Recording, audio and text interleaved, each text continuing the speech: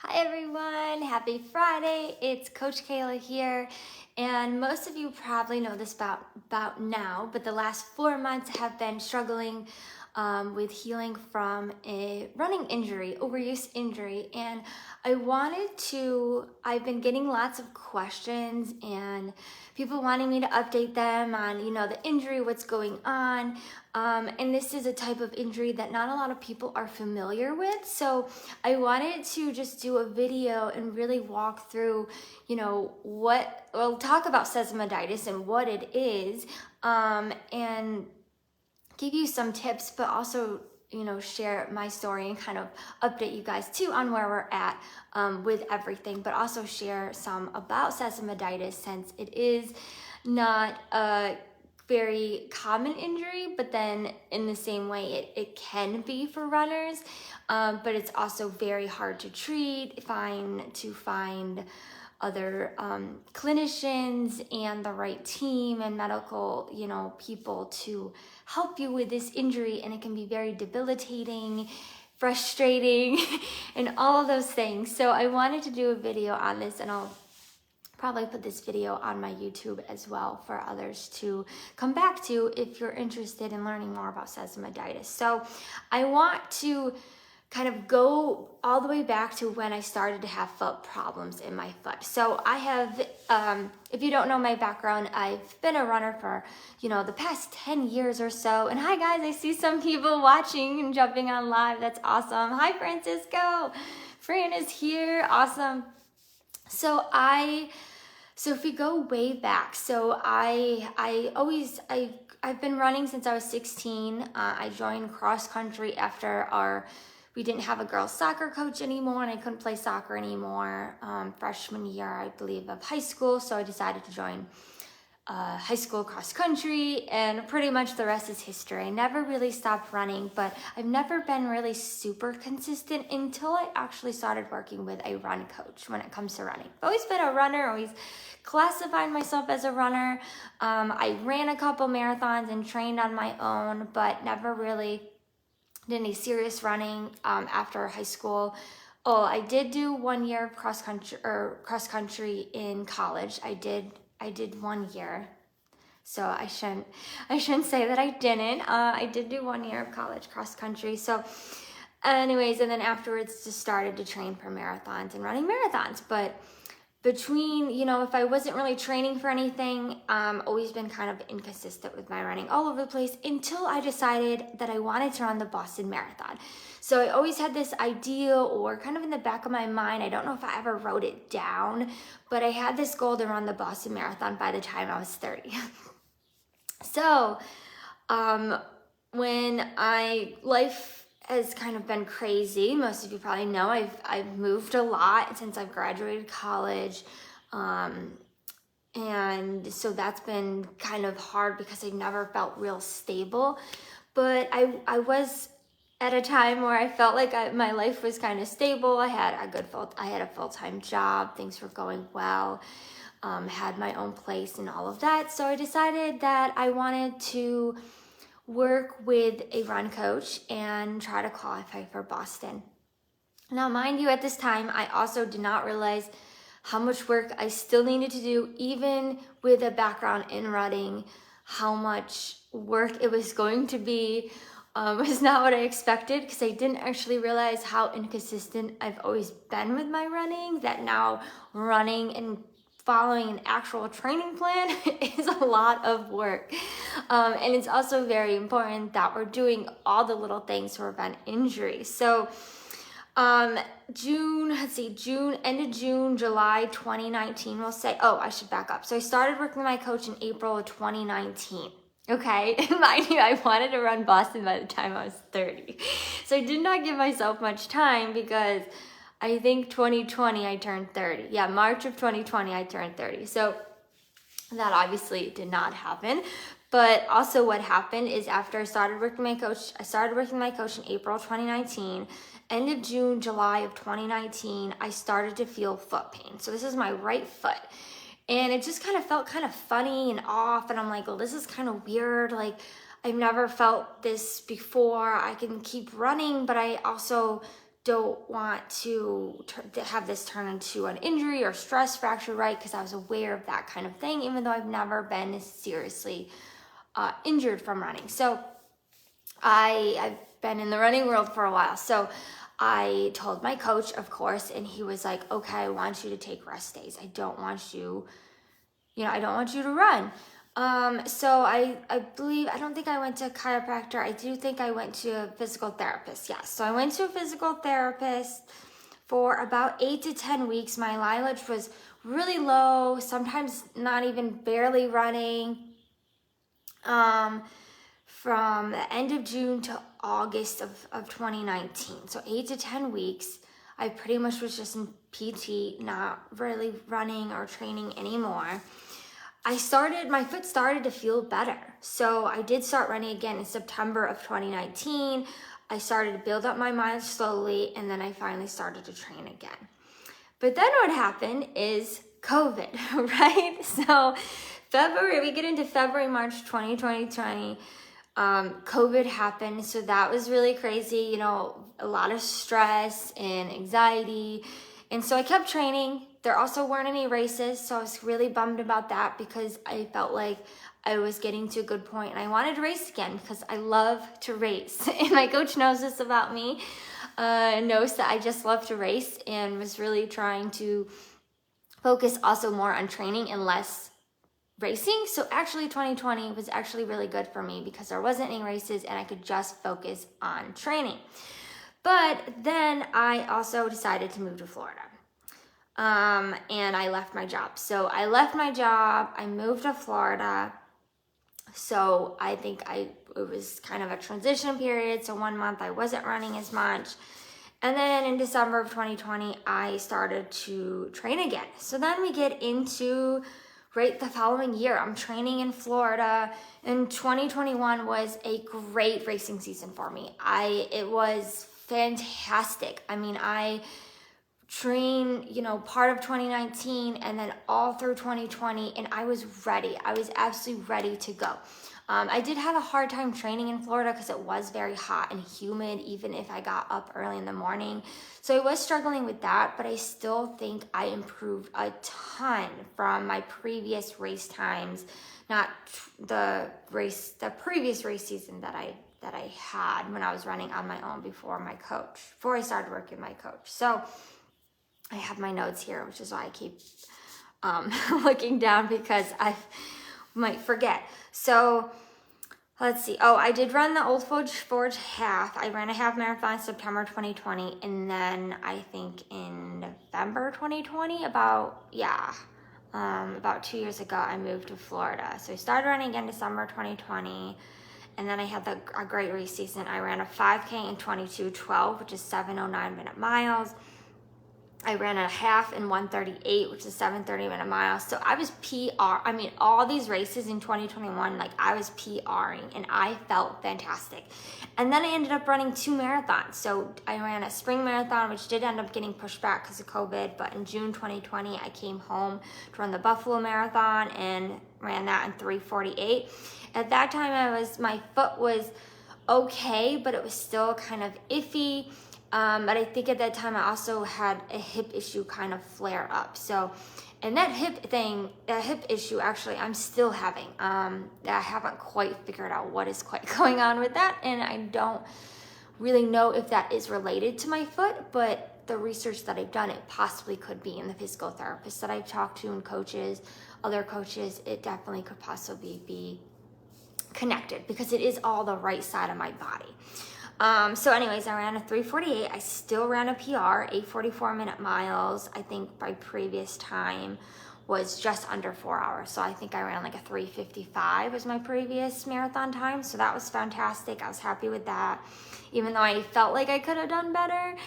So October 2021, so a year ago now, right, I ran the Wine Glass Marathon, and I just I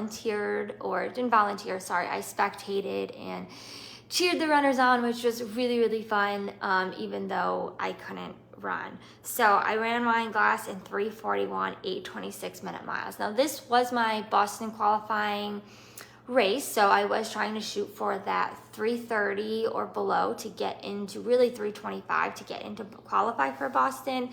Obviously that did not happen. I have done a previous video on, I believe it's on my YouTube. I posted it on my YouTube channel of my experience running the wine glass, but basically I bonked, and I was definitely fit enough. I definitely, you know, could have gotten the qualifying time. I just didn't properly fuel.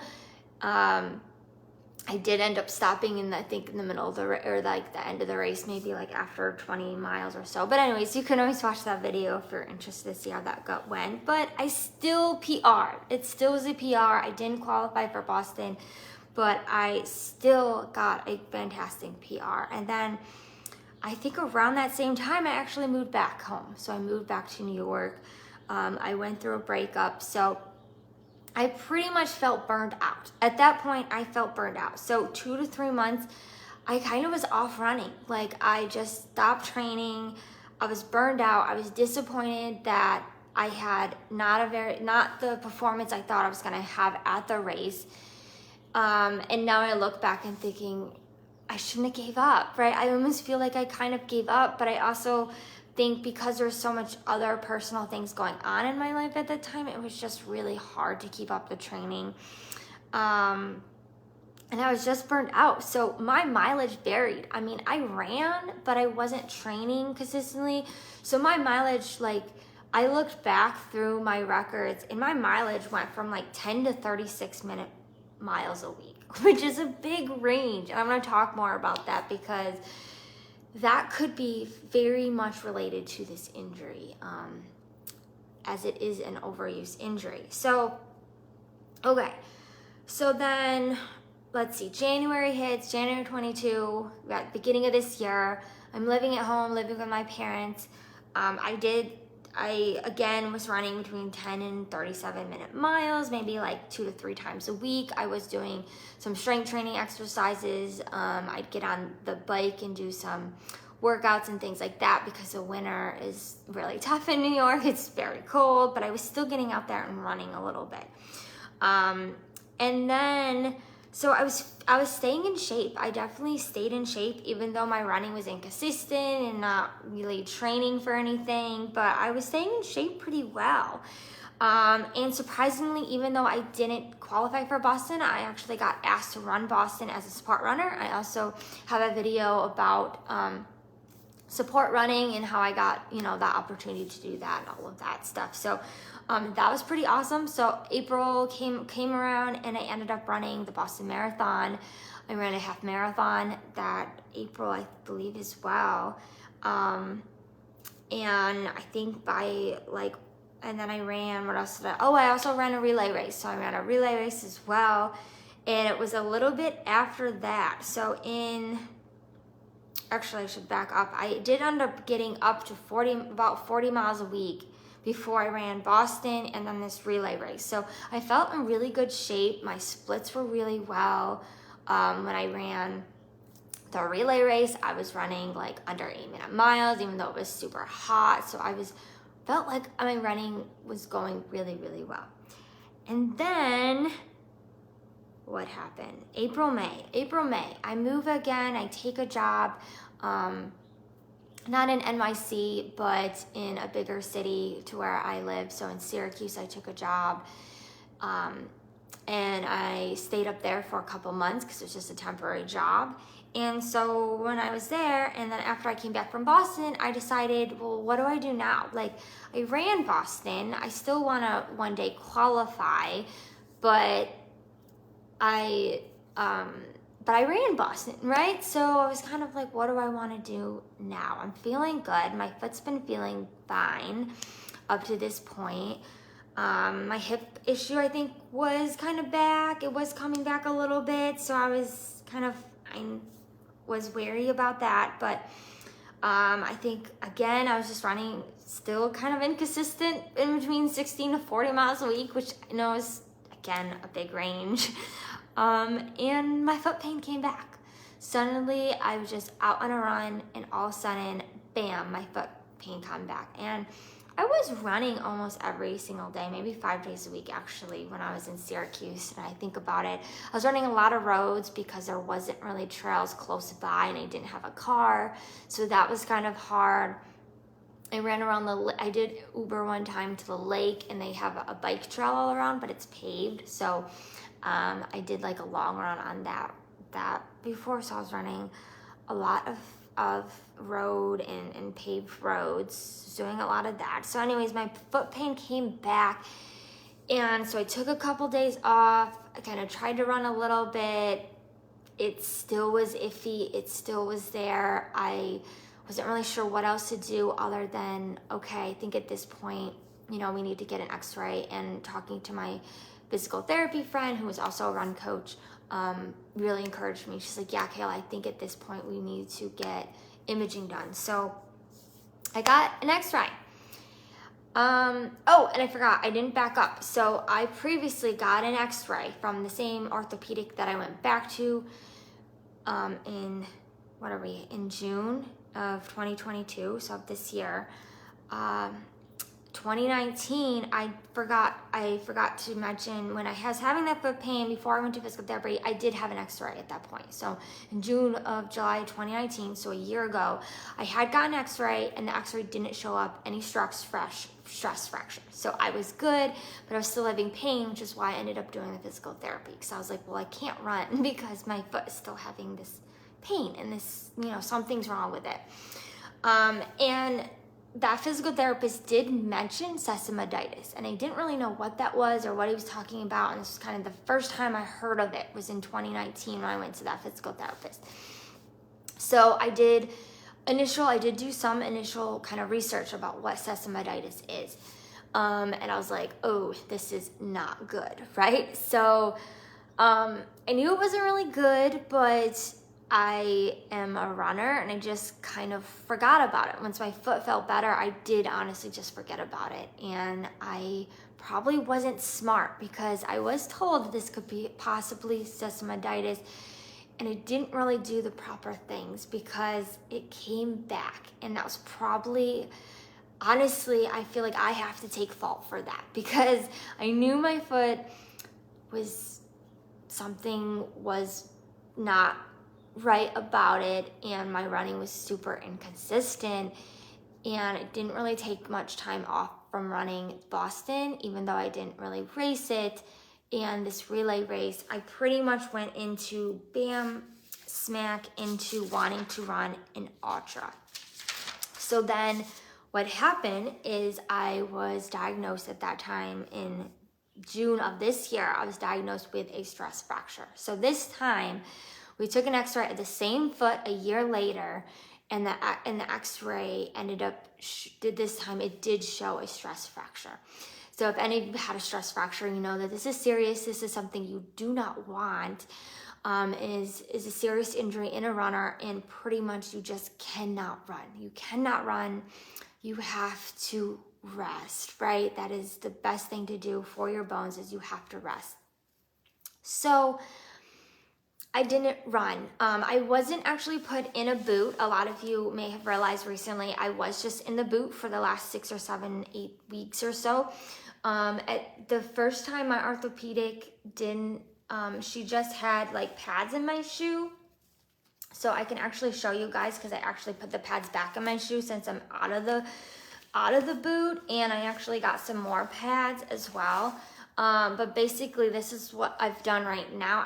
I might fix this a little bit, but this doesn't feel great. It's very important that it still feels good, but I'm wearing Hoka's right now because I heard that they do have more. It kind of does have, the insole is sort of an orthotic, but this kind of helps to offload the site, because this is where my injury is. So if you don't know what sesamoiditis is basically, it's an inflammation of the sesamoid bones in the ball of the foot and the tendons that they are embedded in. So the tendons are definitely connected as well. So an MRI is also can also be very beneficial, which now I look back and I do wish I did recently do an MRI, but I do wish that I had done the MRI earlier.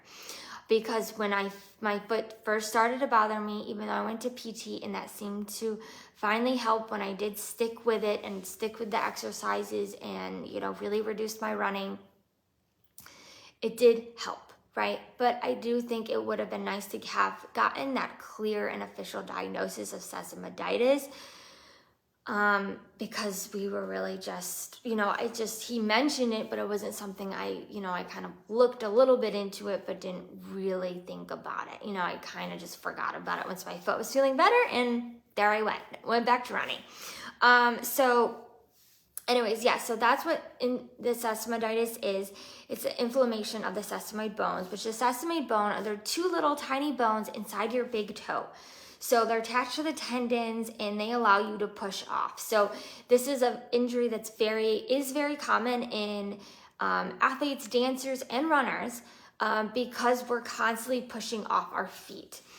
And we're pushing off our big toe. So in the stress fracture, right, especially this sesamoid stress fracture injury is an overuse injury, right? It's from overuse, from running or being having too much pressure on that foot. So basically overtraining, right? Or overrunning. But I've been running for so long, so I'm like, well, this doesn't make sense. So it's kind of just recently that I've kind of came to the conclusion of what I think happened is been really inconsistent in my running, and also have had instability, because when I was training for Boston, I started to have this hip issue, and I think a lot of that cause was because my form was going once I got tired. Even though my runs were improving, and even though I was getting faster, I wasn't keeping up on my strength training. That was kind of sliding because I was getting into more mileage, and it was just, you know, it was just hard time-wise to get in that strength training. But it really went against me, because what happened is I was getting all these imbalances and things going on in my body, and most likely that hip was because I was leaning a lot when I would get tired when I was running. And so it's probably, you know, I suspect it could be, you know, putting a lot of pressure on my hip, which the hip instability in my hip and not strengthening that hip could have also affected the foot. So the more I just kept running and running and running and running, right, I'm just making things worse, because I'm not treating my aches and pains that are happening, or really was diving into figuring out, well, what is going on. It wasn't really listening. So listening to your body is so important, because even if you have a coach, we can't know what your body is doing or understanding. Like, we can look at your form, which is helpful, but it's also helpful to know, right, what those aches and pains are happening. So basically I did get was diagnosed with the stress fracture, the overuse injury, most likely related to this inconsistent running and increasing my mileage too fast. So when I decided I wanted to do the ultra, I was like, okay, we're gonna run 40 miles a week. And I was keeping it up, and I was doing fine, but it was all road, which isn't the best service either for a foot injury like this. I also was recently listening to a podcast of a physical therapist or doctor that was talking about this injury, sesamoiditis, and he was talking about how actually if you run a lot running towards traffic in the road, there's actually a slight slant in the road, which also isn't good for your feet. Or especially this injury, because I was putting probably a lot of pressure on that toe. Also, hill running is also something that puts a lot of pressure on that big toe. And I was doing a lot of that. In Florida, probably not as much. And maybe that's why I didn't have as much issues with my foot, because I was running mostly flat.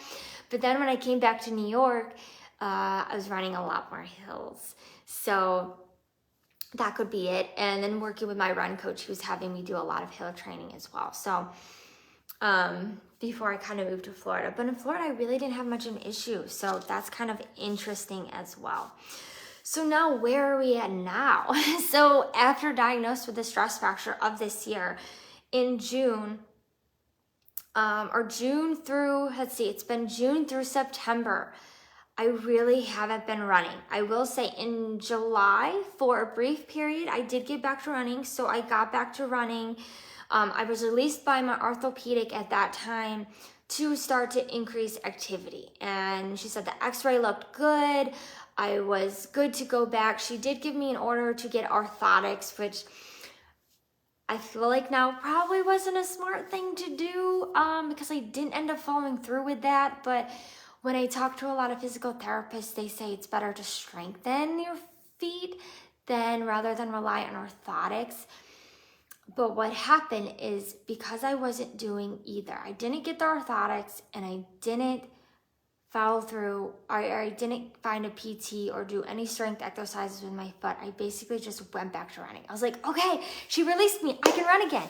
So I hop on the treadmill because she said it's probably not best to do like run on the road, like soft service, like an indoor track, or thought maybe the treadmill is a little bit better, even though I don't love the treadmill. I don't think it's great for our biomechanics, and kind of always heard that from a lot of coaches as well. So and physical therapists. So I ended up running 2 miles on that treadmill and I felt fantastic. I did not have any pain. It was good. But then talking to my physical therapy friend, I was told that may have been too much. So after that, I did back up a little bit. And, she recommended, maybe try run walking, and just being comfortable doing that at first. So that's kind of what I tried. But then I realized what was happening because I kept in shape, because over the time between those couple months that I was off running to heal the stress fracture, I was still biking, going elliptical, using the row machine, doing strength training. I was still wasn't swimming too much at that point, so I don't think I had access to a pool.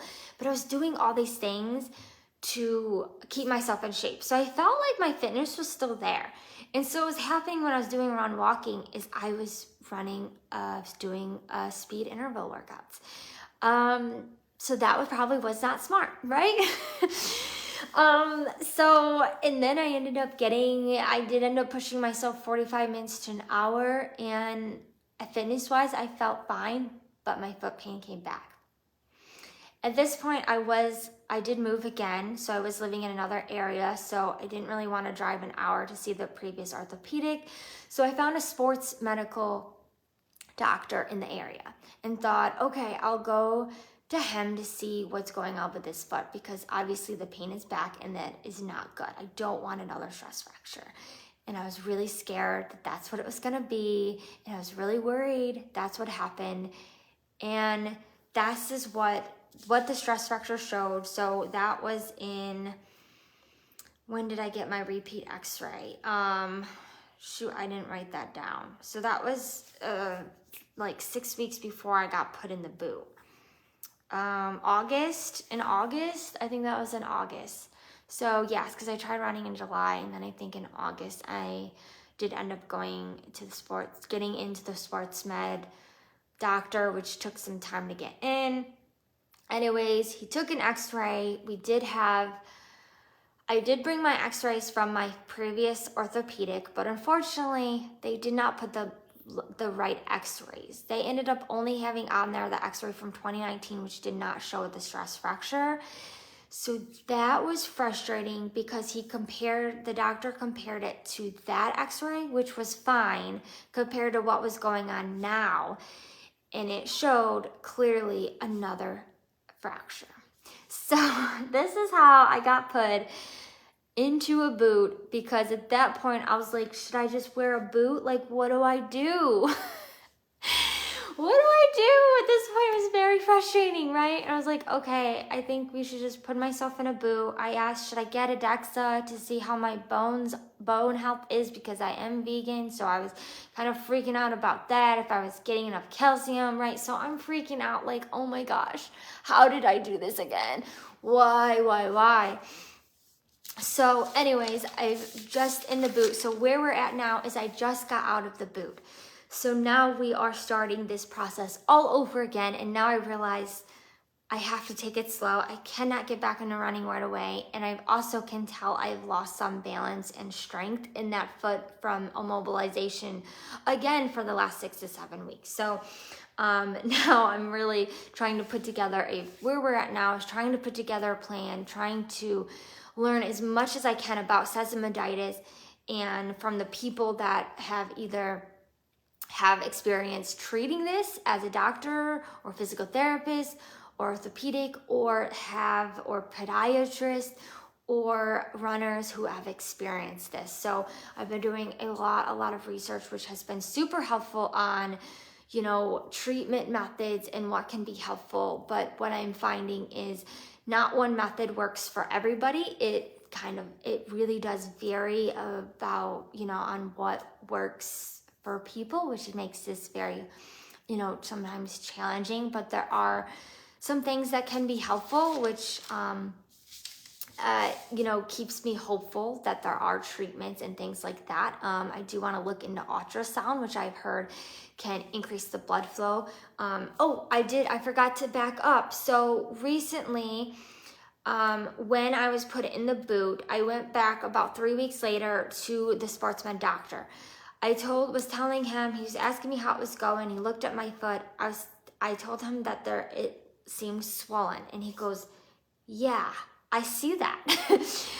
So they were a little bit worried about that. So they decided to order me an MRI and go to another orthopedic in this area. So I went to orthopedic in this area, and I went to the orthopedic, and they suggested, the orthopedic there and the PA that saw me suggested an MRI. They said, at this point, I think we need to get a better look at what's going on with this foot. So I just recently got my results in my MRI, and my MRI says that there is edema, so an inflammation, which makes sense. Sesamoiditis, you know, itis means there's some inflammation going on. And there's edema, so it's definitely swelling. You know, could be inside, but you can also obviously see the edema on the outside. It's clear that it's swollen. And it's been like that for probably the last 8 weeks at least. It's been pretty swollen.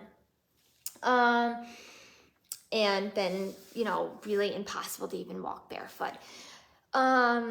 So I got the MRI results. The MRI showed that there was no signs of a fracture. There was no fracture. So I actually don't know if there was, the last x-ray, even though it showed a stress fracture. In sesamoiditis, what I've heard or learned as well, and this is just what I've kind of learned so far. I may, you know, probably do an update on this video because I'll probably learn more and this may change. But at this point, what I understand is sesamoiditis can show up as a stress fracture, even if there's not a fracture. And it can also not show up on an x-ray. Nothing can show up on the x-ray at all, which is why previously, most likely in 2019, I had sesamoiditis, but nothing showed up on the x-ray at that time, which was good. But not having that official diagnosis, I think, and not really treating it after I went to the physical therapy definitely was a smart thing to do and decrease my running. That's absolutely the best thing to do. But I think after that, I needed to have a plan. I think after I felt like I was good, I thought things were good, I thought it was fine. Unfortunately, sesamoiditis, we don't really know if it's ever gonna be normal again. Or at least from my last orthopedic I saw, that's kind of the diagnosis, pretty much the diagnosis I got was really really is not looking good, that my sesame bones will ever, or my bones in my big toe will ever will be normal again. This is something I'll always have throughout my life that I'll be dealing with, basically, which is not something a runner wants to hear, right? So that was very hard news. Another thing too, the MRIs, it showed a vascular necrosis. Hopefully I said that right. Which from what I understand in some research that I've done, which is very little, is there's dead bone tissue. So and then the orthopedic also talked about or explained that there's lack of blood supply getting to my bones. So at this point, the bone is basically, sounds like it is dying and decaying. So I am now realizing I don't know if being in the boot and immobilizing it was a smart thing to do, because I've also heard with sesamoiditis, strengthening your foot is the best thing to do. And it really sounds like people that have had this have said that have had a very similar experiences, that total rest is actually not good, that you do want to offload that area, but at the same time you still want to strengthen it, because if we lose strength in it, then that's what can happen. We can lose the blood supply, cannot be getting to that bone, and dead tissue can occur. So the boot, the last 6 or 7 weeks that I'm concluding or realizing that I don't know how much it has actually helped, but actually have put me more behind in my progress in healing this injury. And the first orthopedic that really just had the pads in my shoe and basically built it up, so I was offloading it, basically like a orthotic, even though I didn't go to a podiatrist to get a custom orthotic, it still was basically orthotic in my shoe. And that was actually much better, because I could also walk, I could do a lot more. So with the boot, it really immobilized me where I couldn't do as much. And I think that was really, really hard. And I've actually been experiencing a lot more swelling and a lot more pain than pretty much from the beginning of this whole injury thing that's been happening. I've never, this is probably the worst pain that I've had so far. What was recommended to me when I went to the orthopedic is, when he told me all that, we really need to figure out, or what I conclude is that we need to figure out how to increase the blood flow in my foot, one. And some of the suggestions that he gave was, yes, make an orthotic, and you can make one. He's like I just showed you guys, like you can make an orthotic in your shoe to offload the site. And he did recommend or suggest I could get a cortisone shot to help the pain, the swelling, and that sort of thing. And that was pretty much all he gave me. There really wasn't anything else. So at this point, I am still trying to figure out, what are my next steps? What am I gonna do? I've booked a call with a health and fitness coach that had sesamoiditis and also has worked with a lot of people that have had this injury and helped them through it. So I am meeting with her, which I think will be helpful. And that's how through her actually is how I found out. Her name is Caroline Jordan. If anyone wants to check her out, if anyone gets injured, she has great videos for anyone that has foot or leg injury, lower leg injuries, ankle injuries, that want low impact cardio and strengthening videos.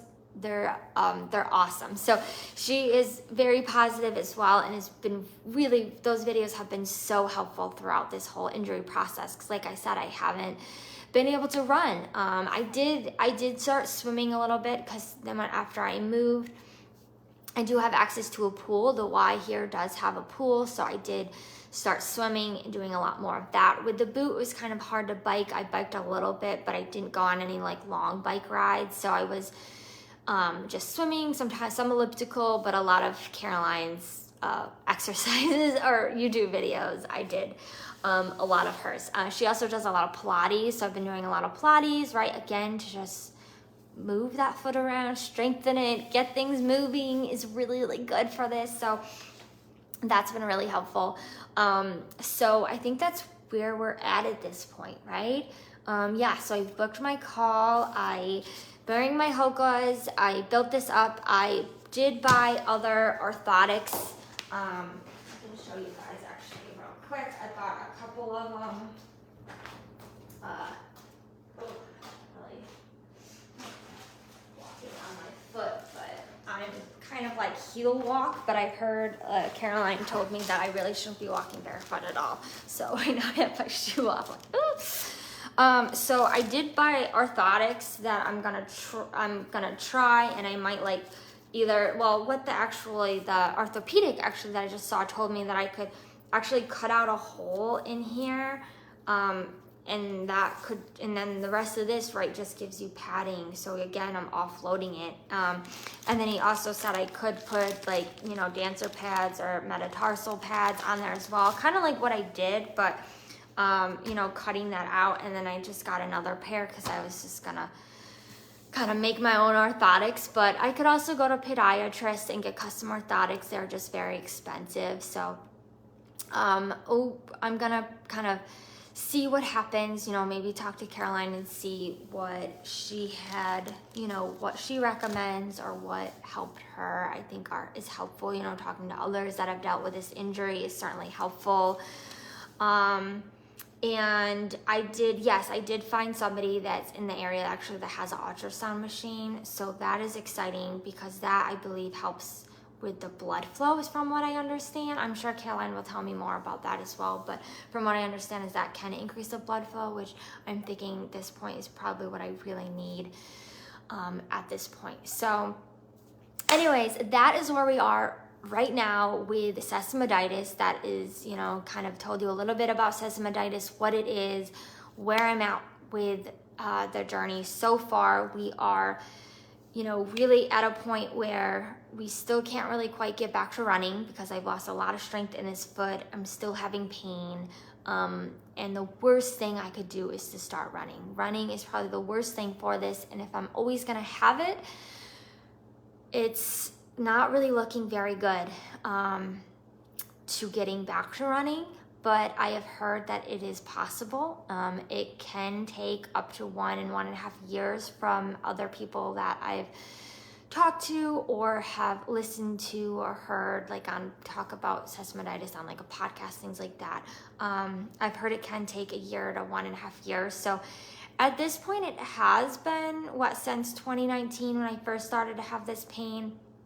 It's already been a couple years, but I wasn't diagnosed with a stress fracture till 4 months ago. So I probably, you know, I still could have another year, 1.5 years. Unfortunately, or I should say, hopefully 6 months. Hopefully 6 months, right? Hopefully no more than 6 months because it'll be up to 1 year by that point. Yeah, which is really a bummer for, you know, thinking about next running season, race season. I don't know, but another conversation I did have with my orthopedic is he did really like the idea, and my orthopedic before also really liked the idea of swimming and biking, and both of them seem to be both in agreement of that biking and swimming are way better than running. So maybe there's a triathlon in my future. Maybe that's what I do. Or we just keep focusing on strength and lifting weights and keeping my body strong, and just keeping positive and doing the best that I can do. And sharing my journey. And that is one thing that I think can be helpful as well, is to share your journey with others, because I definitely don't wish this injury on any other runner. It is one of the most challenging injuries I think a runner could ever have. And unfortunately, I was plagued with this injury, which is very unfortunate because I've never really been injured before. I've been pretty lucky. I've, really have done a lot of good things, smart things, and been in the running community for a long time, that I've learned a lot from others, and, everything. And as a coach, always want to learn as much as I can to also train others smart, and make sure that you're training smart, because it is so important, because it can completely take you out of this sport, unfortunately. So hopefully one day we will get back to running. We did get back to running for a short time we did get back to, I'm hopeful, because we did get back to running in 2019 when I first started to have this pain, even though there was no stress fracture. And then in July, I did get back, and I did have no pain until the pain came back, but there was a point where there wasn't any pain and I was running without pain. So I am hopeful that it will, but it just doesn't look good now that there's dead bone tissue. It doesn't look good. So hopefully we can get this bone healthy again and tendons healthy again and happy. But in the meantime, we'll just keep doing the best that we can do. So that's my update. That's the story so far on where we are. But if you guys have any questions at all, feel free to reach out. And I will probably be talking more about sesamoiditis, putting more on my YouTube channel, and then also giving advice and ideas of when you're injured, you know, what are good, what can you do, and then also nutrition wise, right? How do we prevent weight gain when our, you know, if our activity does decrease? So I have gotten questions like that as well. So I do want to answer those questions as well, but I think we'll do that in another video. So anyways, thank you so much for allowing me to share my story and being a part of this community and group. I know we haven't been that active in this group of late, but I appreciate all of you, and I hope you are all having a good week. Happy Friday, and hopefully we will talk to you soon.